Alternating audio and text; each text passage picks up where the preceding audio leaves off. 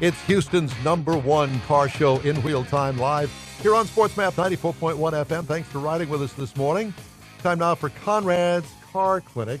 Are you going to do the e-torque? What are you going to do? No, I'll do the e-torque. You want me to do e-torque? No. I was going to do that a little bit later. Okay, that's fine. But since we had the Carfax information about flooded vehicles, kind of wanted to talk a little bit about how to understand what resources are out there for you to search to see whether or not your vehicle was a flood vehicle. Or a car that you're thinking about buying. Correct. Yeah, exactly. Well, that's what I meant. Yeah, a car that you're looking at buying. You want to check the National Motor Vehicle Title Information System, and that is at vehiclehistory.gov. Because there you can put in a VIN, and it's going to identify as a national resource anything that was issued with a salvage title. Because one of the things that goes on here in the United States is salvage titles can go get washed through certain states around the country. You can run a title through a state, send it in as a salvage title, and bring it out as a clean title. But the National Motor Vehicle Title Information System keeps all of that information as the title moves through different states. It keeps the history of the title information there. So you can go back and look at the vehicle might have been retitled in 4 different states, and you can go back in the history to see that, okay, well, in Texas, it was a salvage title. It moved to Arkansas, it moved to Colorado, it moved to Oklahoma, and now it's back to Texas, and all of a sudden it's not a salvage title. So I think that's a valuable resource. People really don't know. The other thing, and you talked about it in your segment, Carfax.com/flood, and they offer a free flood check resource. Now, you got to remember on Carfax, that is purely vehicles who were turned in to their insurance company, and that gets reported through Carfax. It doesn't identify vehicles that weren't turned in through an insurance company that maybe, somebody owned on the side, and after the flood happened, they repaired it themselves and didn't claim an insurance. So those are still cars you have to be pretty careful about.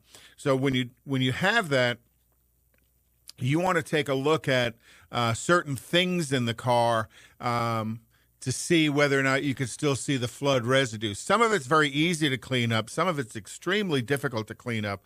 One of the areas that's pretty hard to clean up is up underneath the dash. And what you're looking for up underneath the dash are leaves and pine needles and stuff. They really don't belong there.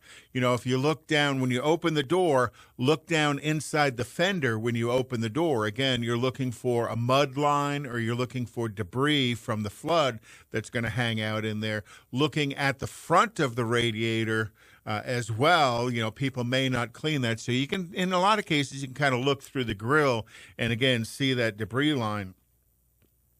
Pull the spare tire out and look underneath the spare tire. You're not only looking for the debris of the flood underneath the spare tire, usually there's a drain plug under there that's a body plug that if it's been pulled out, you might be a little concerned about what's going on. Put the car up in the air. There are places in the floor of the car and the footwell of the car that the manufacturer has these little plugs, or you might be looking for somebody who just drilled a hole in it to let the water out of the car. The final thing I tend to tell people is pull the door sill plate off and look underneath the carpet. Typically a flood repair car has had the carpet replaced and the jute replaced. Well, if you're looking at a 4 or 5 year old car and it's got brand new carpet and brand new jute, I would think that'd be a bit of a warning sign. It takes, 3 or 4 or 5 screws. Typically, it's a Phillips head screw.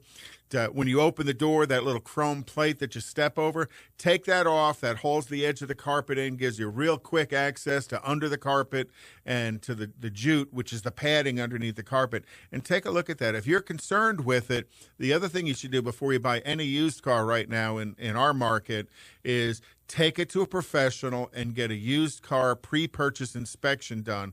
It's money well worth spending, because if you buy one that's been in a flood, the electrical nightmare ahead of you is worse than anything you would have seen on TV the last week before Halloween. And the other thing is to call our friend Michael Wooding. He does appraisals, and he knows all of that stuff, and That's his business. That's what he does. I think he charges you $350. And he's well versed in doing it because he's done a lot of it. Yep. I mean, people from all over the country call him and say, hey, I'm buying a car down in Houston, Texas. I'm up in North Carolina.